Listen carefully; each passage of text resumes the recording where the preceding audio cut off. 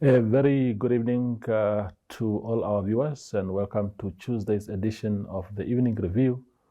My name is Tewan Jabela, your host. Let's go on a quick commercial break before we bring you a very, very prominent interview.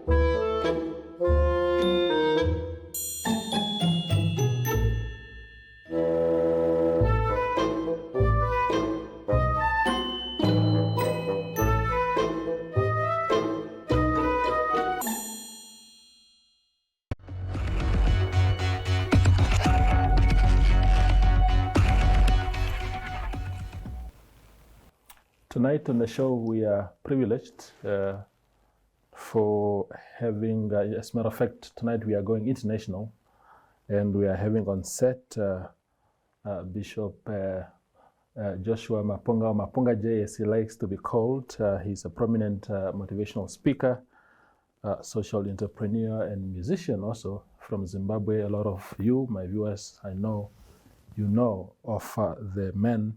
And he is here, he's in the country on a mission that he will touch on as we go on. Mr. Maponga, thank you very much for making time, really. Thank you kindly for inviting me into your space. At your own risk, of course. At my own risk. You see, we must always take risks, so I'm prepared for this one. Okay. No, so it's a privilege, sir, because I'm a keen follower of your pronouncements, of your philosophies, of your ideas of Africa, and particularly the black man. So I'm so privileged to have you here.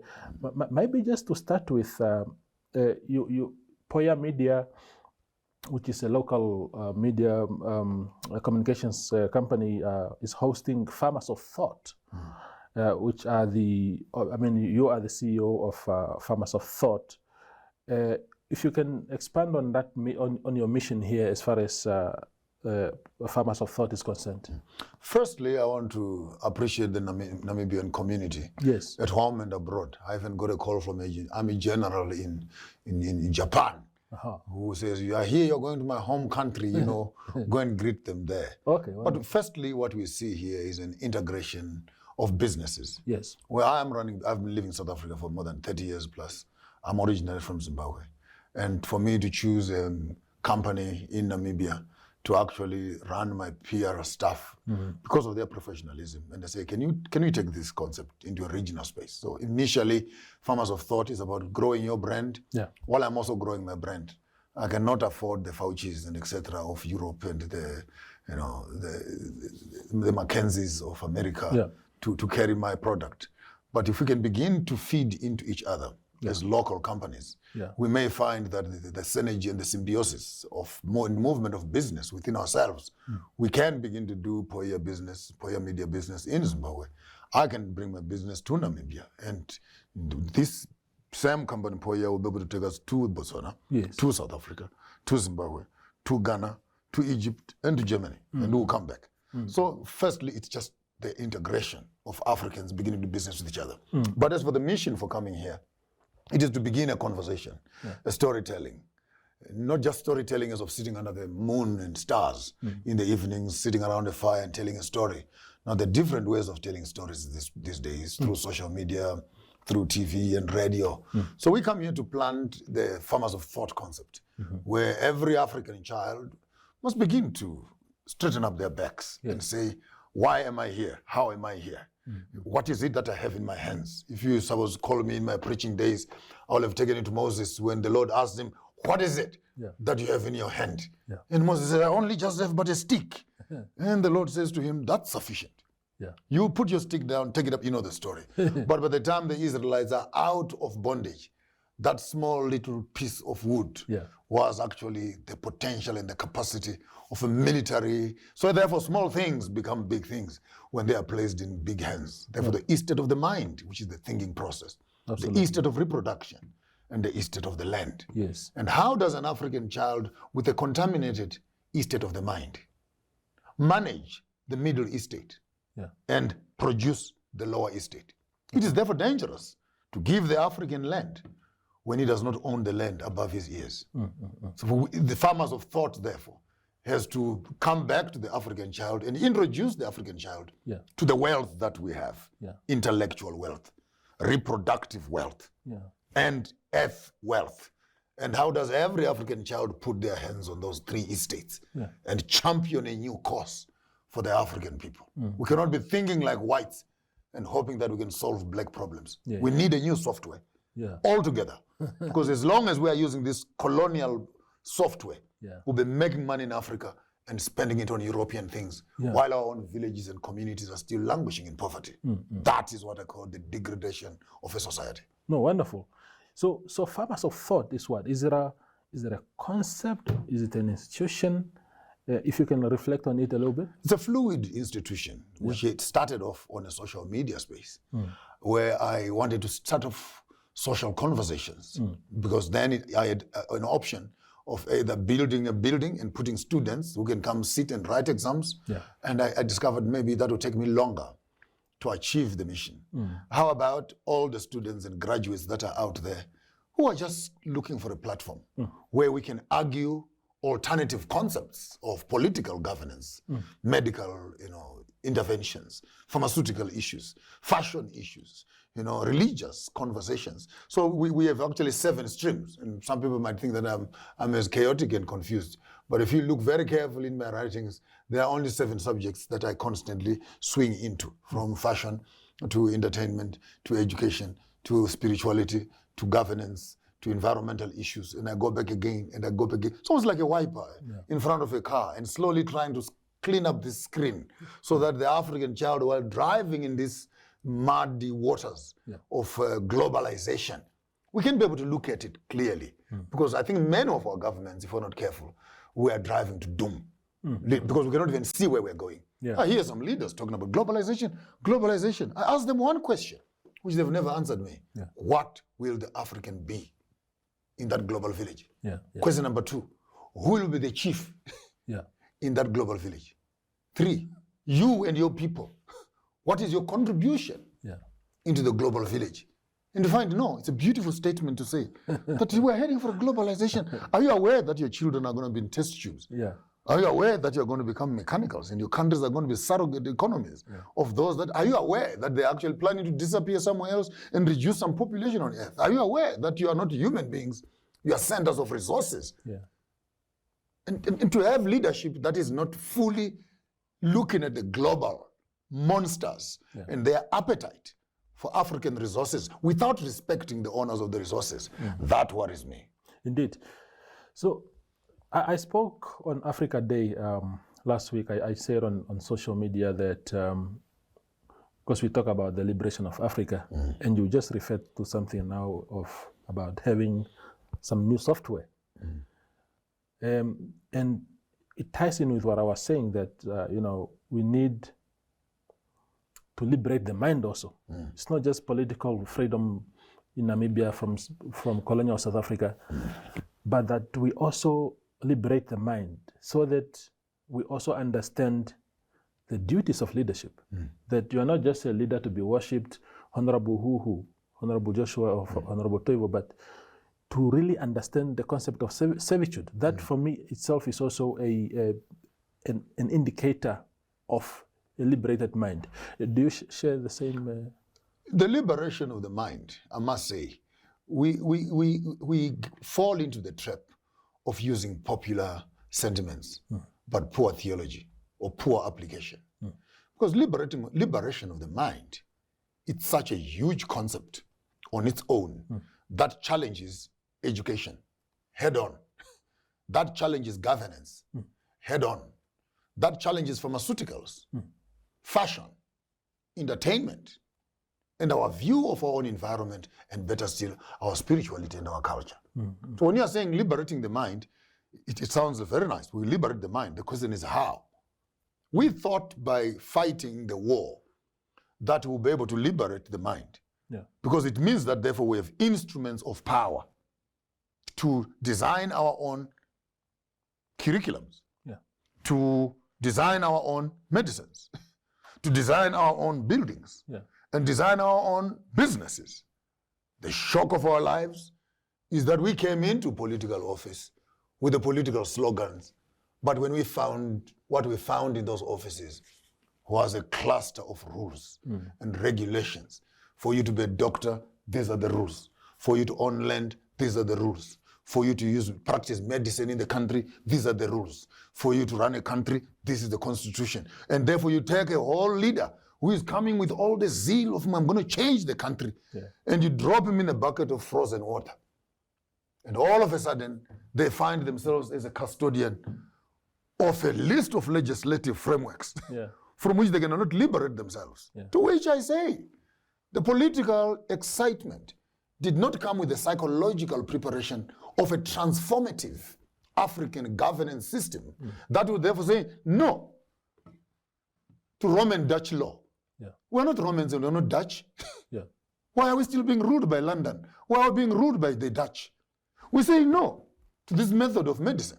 We also have our traditional leaders here who can deal with these issues. How do we put them into mainline? You would find that now we have Africans who are sitting at the Institute of Health and Services and etc., who are actually a nuisance to the indigenous people with a list of rules of why and how an African cannot be an African. You must register, you must be regulated, you must be this, you must be that. So we have all these regulatory bodies and SOEs that are actually now managing the colonial project to make sure that Africans never experience their freedom. What we have now, we call freedom, I call it neo-colonialism, because our own comrades are now the custodians of the system to make sure that the poverty and the pain of the African continues until we have a political leadership, revolutionary, such as Magufuli, revolutionary, such as Mugabe, revolutionary, such as Lumumba, revolutionary, such as Kwame Nkrumah, who can one morning stand up and say, no, enough of this, we are taking back our land. Hey, there's a law, there's a law. And Mugabe says, where is the law? No, there's a law, go and change it. Exactly. We go for a quick break. We go for a quick break and revert back for second half with Bishop Maponga.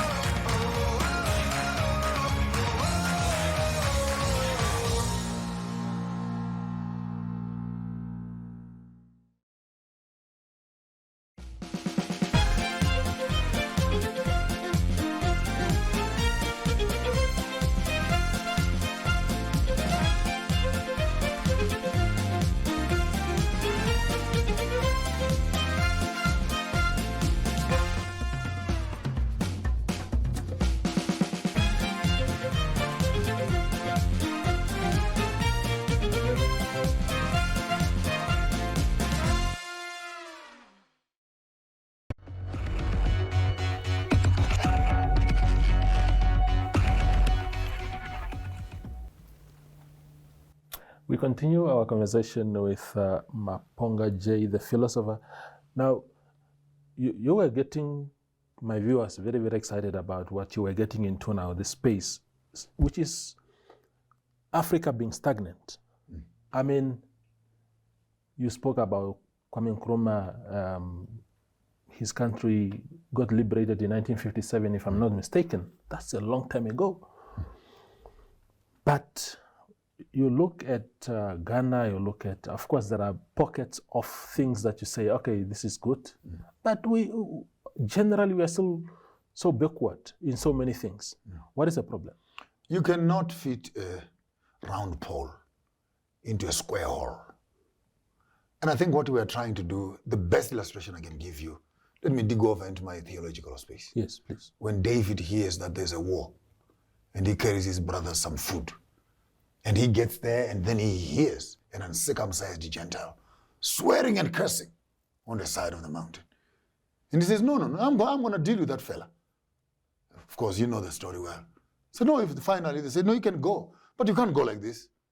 And then they gave him a uniform that belonged to Saul. which meant he sold swords, sold armor, front and back, and shield, which was 3 to 4 times his own weight. Yeah. David could hardly walk from Saul's tent to go and fight an enemy. Cut the long story short. The young boy says, come on, guys. I've killed a bear. Yeah. I've killed a lion. And I'll kill this one. But not in this uniform. Can you please take it off? Yeah. Picks up some stone, and he does what he always knew how to do as a young boy.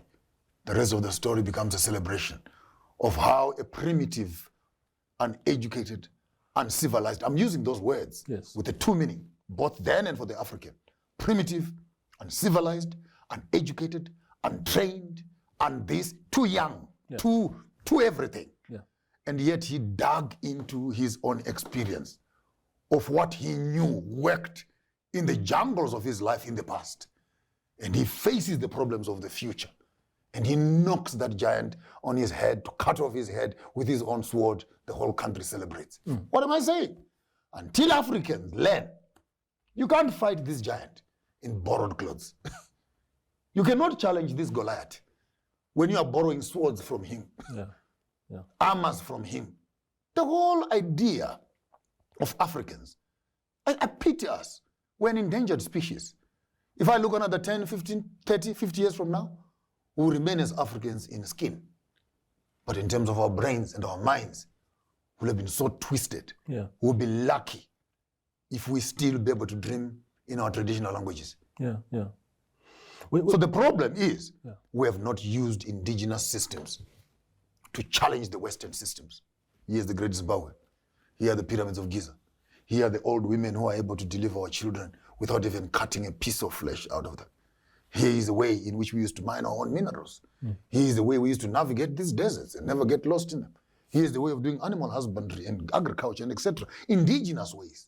And these have been with us for thousands of years. Now we're busy planting corn and millet, complaining of drought and etc. And then on, because we're importing things onto our grounds that even our soil does not know. Tell me about, you listed Robert Mugabe as one of those African revolutionaries that were exemplary in certain ways. And you coming from Zim, or you're Zimbabwean-born, your country has come of age, especially on the issue of land.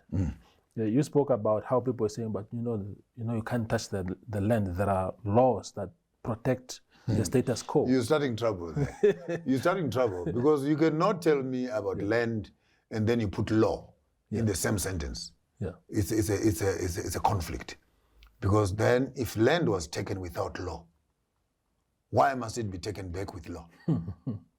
And by the way, by saying Mugabe is a revolutionary, does not endorse that the entire lapse of his leadership. Yes. I will put a stamp and say he was a good man. There's lots of issues that me and him could have not seen eye to eye. But being an objective man, when a man does what is right, come on guys, give it a tick. And when a man does what is wrong, then say, but on this one I don't agree. On the issue of land, I challenge every African leader, wherever you are, until you address issues of Africans owning their land, you are playing. Because land is a means of resource. Land is the only real estate. Land is that which connects us as Africans to our history. We can't practice spirituality without land. We can't talk of economics without land. We can't talk food security without land. We can't talk mining without land. And for these colonial systems to have come around in all the fertile land and demarcated around themselves, say, no, okay, we own this. Now, you can go back to the desert and see what you can do in the sand dunes there. I don't think it's fair. Therefore, my appreciation of the Robert Mugabe era is the confiscation of land. But again, people would criticize what Honorable Mnangagwa is doing now, repaying the white people for the land. And they may not understand. But no, I want to stand again, and I thought about it actually the other day and say, he has a point. We will show these white people that you stole from us. We took back the land. Now you want to put a bill on our necks that we must pay you 3.2 billion. Or else what? Okay, here's the 3.2 billion. walk away. Yeah. You're not coming back. Yeah. So we'd rather pay you out. Yeah. It's a divorce. Walk away. And then outside there, you still want to institute sanctions on this side. Thank you. Yeah. If you divorce me as a husband or me as a wife, who I sleep with is none of your business. Yeah. And don't put a small little station outside my gate trying to see who is coming into my bed, whether the Chinaman is coming or the Indian is coming or the United Emirates is coming, because you think they are the only sovereign lover to me and no one else has permission. Even after you divorce me, it pleases you to see me suffering and my people complaining for non-employment. You are so sadistic and evil as a colonial system that you abuse a nation. And after you've abused them, you want to recommend how they must cry. And you want to recommend to them who must help them to heal. Absolutely. And this whole thing of, because you are hammering on the need for self-sustenance, for us to have faith in our systems, for us to have faith in how we always lived. If there are tweaks, I suppose if there are tweaks to be made, let's make them, but let's be anchored on what we are. But others will argue then that, I mean, you were speaking about this global village. It doesn't look like we can survive by cutting the umbilical cord from the rest of the world. How do we maneuver ourselves? I love what you're saying. Yeah. This is the time when I should show people Russia. Yeah. Yeah. And the issue of cutting umbilical cords. Yeah. You see, what the West is scared of are self-sustainable African governments. Yeah. That will not need France or Germany for anything. Yeah. When we reach that moment when we can produce our own cars, produce our own medicines, clean up our own water, bring up our own children, beneficiate our own resources, the whole West will be collapsing, because their industries are founded on making Africa a harvesting ground of raw materials. And let me share with you, all of us as Africans, every time a truck is taking raw materials out of your country, it's taking away jobs. Yeah. It's taking away factories. It's taken away, because I lived in London. You would find that Luton area and etc., huge iron working industries where they're manufacturing balls for aeroplanes, for boats and what, and they don't even have a single quarry where they're digging that iron. And that is the backbone of the trade unions, the factories where they are manufacturing, using the iron from where? From Zisco Steel in Zimbabwe. And then you talk about African countries are poor, but the raw material they're taking away from us, it is keeping your industries working. Why not our governments think just for once? Yeah. One truck of minerals, whether it's platinum or uranium or iron ore, when you put it at the harbor there, just follow it and see where it is going. And then follow it when it offloads there. Go to the factory there where they're using your mineral. Send your students to that country. Study and understudy that technology. Bring them back after some 5 years and 10 years and say, from tomorrow morning, we're no more sending that stuff here. You come to collect it here. We are going to start making it. This is how the West has been able to develop their economies, by beneficiating on their resources. Africa is still struggling to produce more. We don't need to produce more. Ask me what must do. You must manufacture more. You must manufacture more.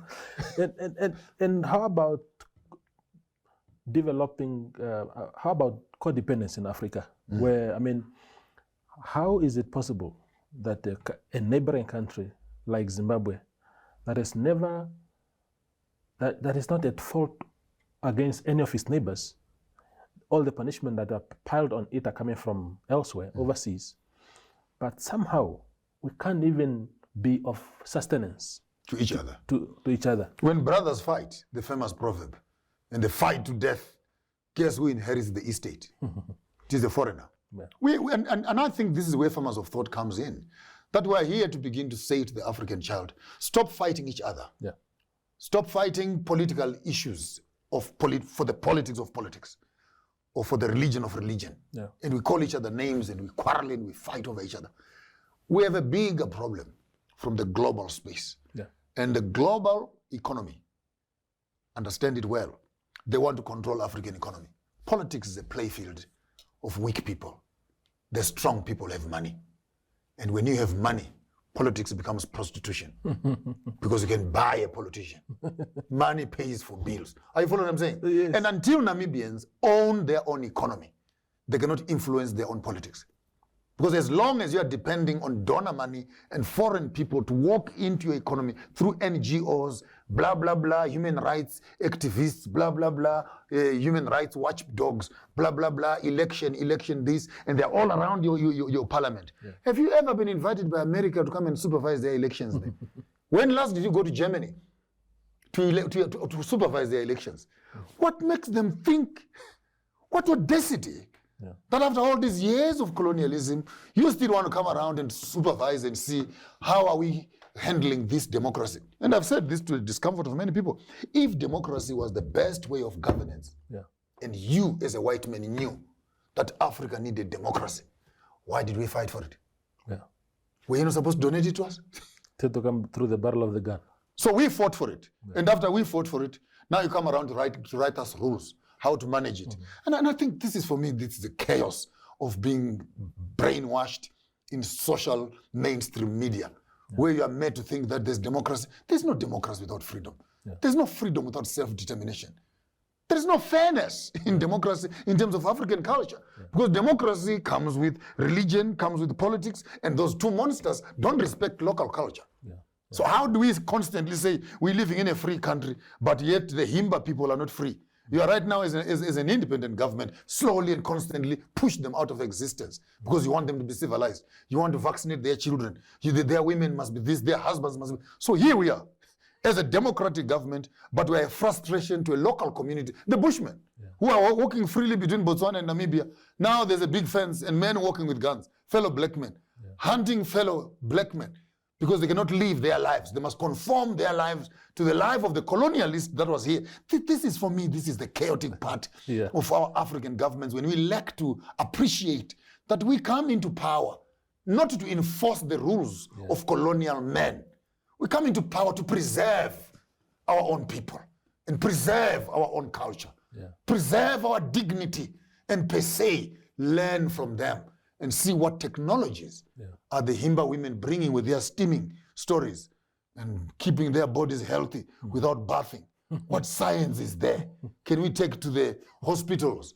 What sciences are there? Can we take to the massage parlors to deal with issues of rheumatism and arthritis? What sciences are there to deal with issues of ovaries for women and all these problems of birth canals? Here is the Himba people practicing it. And yet you look around and cross your legs in educated spaces. No, that is too primitive. Are you not aware that even white medicine is witchcraft? Yeah. When they came to Africa and they saw women and men doing their own stuff, it's not witchcraft. They were asking, which craft are you using? Bishop, this is a very good one. Please, in closing, give us a sense of what is lined up in terms of activities. Where will you be? What date? And so we have a book launch on the Friday afternoon at the Groove up in Windhoek. We will sign books, I think, from about 11 until we feel. So please, if you're in Windhoek, please come. I will personally sign a book for you and something to read. Then in the evening, we're having a music lineup and a show that is at the National Theatre. I'll do some music, I'll do some talking, questions and answers. Lots of African and good Namibian artists also. I've included them on the lineup. So I could have brought a band with me from South Africa and blocked off everybody else and just do a performance. But I'm feeling at my age now, it's no more about just making noise. I also come to learn and share. And I think we're flying to the north for the men's conference in Katima Mlilo, the River Lodge. So if you're in the Katima area, and Namibia is a good place to start. It's a beautiful story that the world must know. And I want to tell the whole world out there, if you're coming down to the Southern Hemisphere, please make Namibia your bus stop. Swakopmund, Walvis Bay, Windhoek itself, Katima, the Chobe River, and etc. It's a beautiful country. Maponga J, it was a pleasure, sir. No, the pleasure is all mine. The pleasure is all mine. Thank you very much. Thank you. Thank you. That is Bishop Joshua Maponga. He's a philosopher, he's a motivational speaker, he's a man of many ideas for Africa. Thank you for watching.